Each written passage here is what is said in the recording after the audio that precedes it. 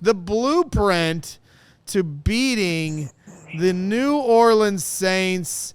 And as we always do, we'll start with you, El Boogie. What is your 2 keys to beating the Saints?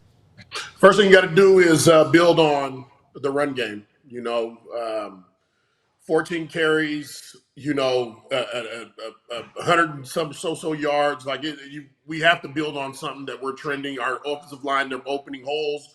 Let's continue to do that. Let's do that against the Saints because no matter what, if you can run the ball, you can find a lot of success. You can control the clock. You can control the time, and you can and it can play into your favor. Extending drives, keep your defense off the field. And when they do get on the field, let them get it back to you and then wear their defense out. In the fourth quarter, you find a ton of holes. That's when those small chunks turn to big chunks, and we turn them into 6 points. Yeah, I'm with you. I mean, we all want to see the fireworks, right, Jerry? Like we all like seeing the 60-yard flea flicker touchdowns, but I think we talked about it on the after show. If this can become their identity where they're running the football like this, they could be a very dangerous team and a serious playoff contender. Well, they basically showed us that they can do it. They showed us that they can run the football. So Lance against is a good run defense. Against a good run defense. So we need to come out, and the first thing we need to do is we need to. I mean, is everybody okay? But we need to get after them on the ground. Definitely have to get after them. There's always somebody coughing or sneezing. I mean, there. what is going on? Is the pollen count high over there? Listen, fellas, let's focus on the task. Well, I can't focus. We have another it's very hard to focus. We have another blueprint here. All right. Okay, back to running the football. Key number 2. My goodness. Well, key number 2 is to play disciplined football. Believe it or not, the Saints actually commit more penalties than the Bears do. 7 more. They committed 50 penalties up to this point. So if we play disciplined football, that will allow us to basically allow the Saints to shoot themselves in the foot. Something that the Bears don't normally do. Doesn't normally happen to the Bears, but the other team can shoot themselves in the foot and lose the game for themselves. We'll give them a run for their money. Well, man. Because our MO right now is we like to do that too. So 10 penalties a game. Maybe we will be doing the brick by brick after show at 1 in because the game's going to take 10 hours because of the amount of penalties they're going to have to sift through between these two teams. 30 penalties coming up on Sunday. All right, Jerry, let's get into yours. Your 2 keys for the blueprint of beating the Saints. Well, Caleb Williams is coming into his own, and obviously Rome Odunze is the number 1 option right now. That's what it's looking like. But take shots against the Saints secondary and their DBs. They're not really that great in the back end. So I want to see the ball being aired out. I want to see great protection, which I think that we've gotten. Caleb Williams hasn't been getting sacked like crazy, but I want to see strikes down the football field. I want to see deep in cuts. I want to see deep over routes. Colston, let's get him involved into the passing game. Roman there it is. I was just about to say the ball deep. Because he's a what? He's a top what? He's a top what pick?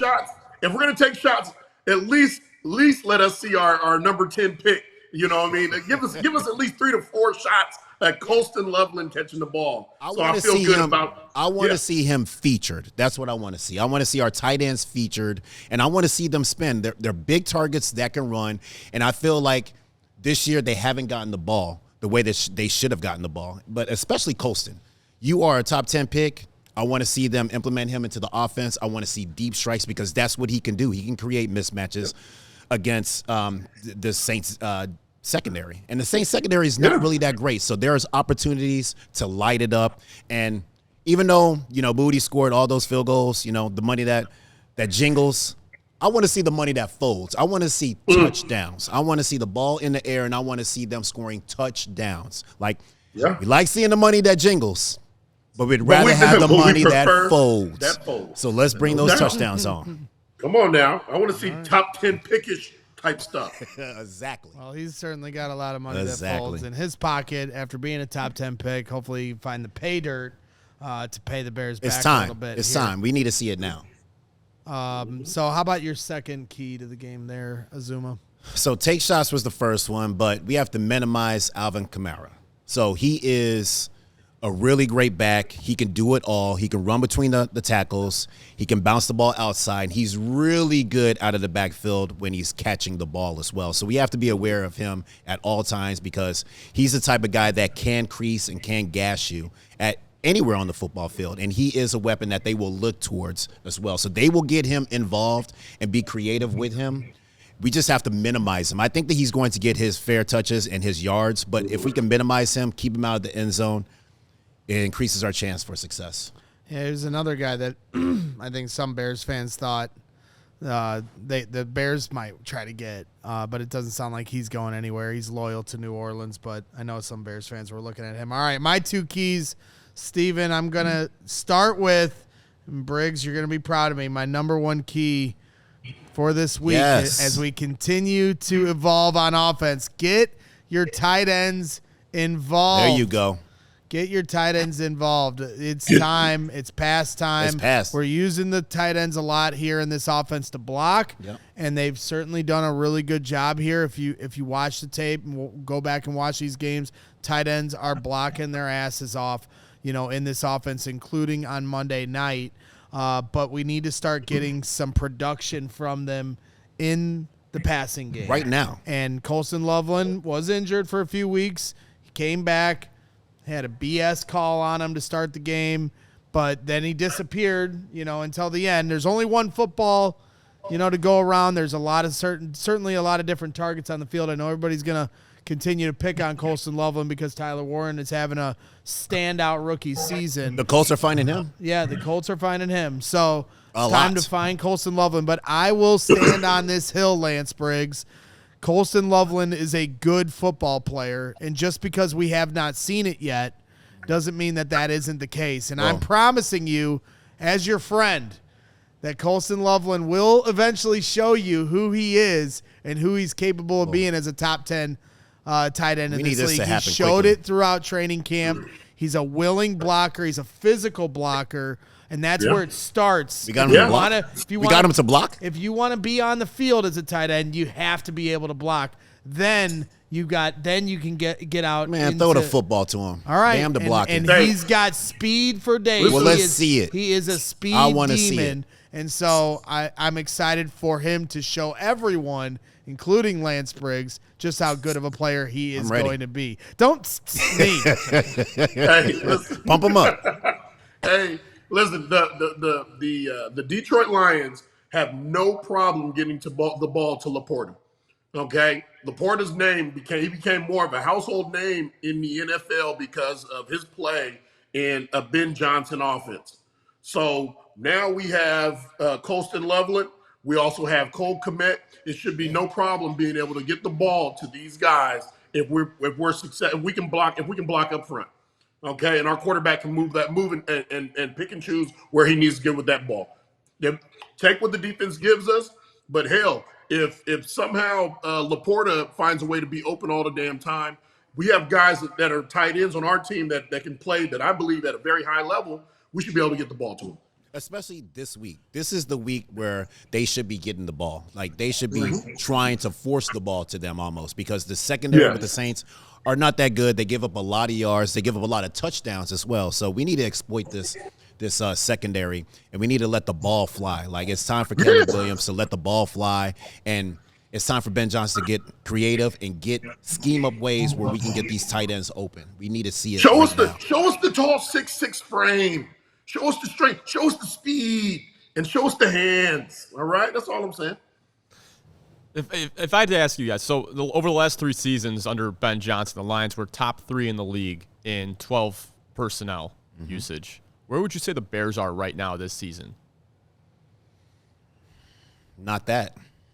I would have thought. I know, because they used a lot of 11 personnel in the Washington game, which was an adjustment. Yeah. I would have said after the first 4 games they were in the top 5. Is that not correct? Right. So right now they're at number 8. So it's possible prior to the Commanders game they were there. But, I mean, I think that's something we're going to see an uptick in now with Colston Loveland healthy again, for one.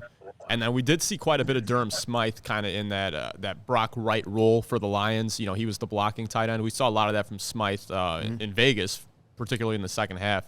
I'm thinking we're going to see a pretty decent uptick now in 12 personnel usage, and I think that's where you're going to see more production out of both Cole Kmet and Colston Loveland. Do we know how many catches Cole Kmet has? We don't really know, but Cole Kmet is a good tight end too. He's a good receiving tight end as well, and I feel like, especially like the throws that are right over the football field should go to Kmet. He's a big target. Throw the ball to him, get these first downs going, and let's get this offense being productive again. Cole Kmet has 8 catches on the year so far, so not a lot. I mean, as I said, they're really let's tick these things up. I think there's a few factors that come into it. Tight end's got to be better. Cole's got to be better. There's times where he's had opportunities to catch ball, he hasn't.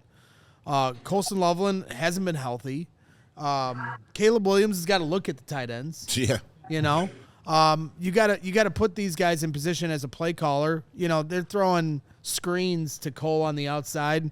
I don't want to see that. They're not working, okay? I don't want to see that. Throw that screen to Colston Loveland. He's the one with the speed. Yeah. And so I think there's a few different factors at play. Throw it to Luther. In terms of where – and that's why I'm saying this should be a point of emphasis to just get this going. You have 2 very talented tight ends, and as a play caller in Ben Johnson and as a quarterback in Caleb Williams, you got to find a way to get him the football.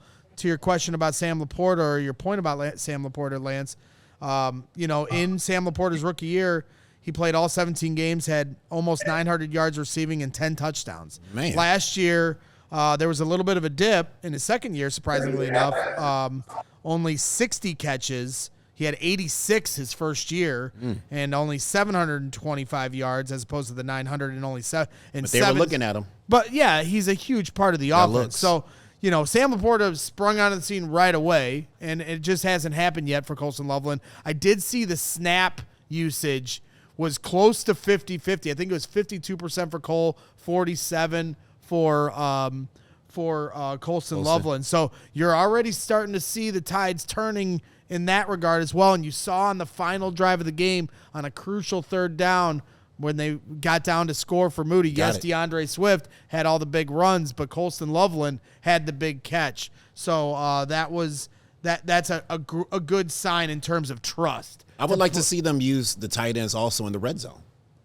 Yeah. Whenever we get to the red zone, let's use these big targets that are big, strong, and fast, and let's throw the ball to them and see what they can do. Yep. And I know Cole's caught one. Cole's caught a couple in the end zone. He's been very productive in the red zone. Yeah, Cole had the one against the Cowboys. Yeah. But it's time to get those other guys involved. But hey, however it works, just get into that pay dirt. I don't care who's scoring, but it would be nice to get Colston Loveland going here soon because I'm excited for him to show Briggs what he's all about. I know he's capable of it.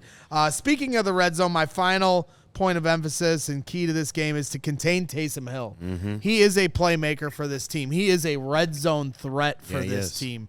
And so if the Saints find their way into the red zone, you got to know where Taysom Hill is at all times. You got to have a game plan to make sure that you're keeping him contained because when he gets outside, he can be a problem for you. And we saw in the Raiders game, obviously a much different player, Ashton Genty, when he was getting out on the edge, the Bears were having trouble getting him down. Taysom Hill is somebody that a lot of teams have trouble getting down. So he's the one guy to me that I'm looking at he's kind of a wild card because he can also throw the football as well. And so you got to be careful with this dude. When you're talking about this potentially being a trap game, and maybe the Bears haven't earned the right to call anybody a trap game. Absolutely not. What are we talking about? The trap game. I'm surprised you even said that. We get ahead of ourselves. I think a trap game is by definition, like on NFL Network, every analyst picked the Bears to beat the Saints. That to me, that now it falls under the definition, just the general definition of a trap game. Now, to your guys' point, the Bears haven't earned. They're not a good team. So Briggs, the Eagles can have a trap game. The Chiefs can have a trap game. The Ravens can have a trap game. The Bears are not ready to have a trap game yet. No, we're fighting. We're fighting to become more relevant in the playoff system.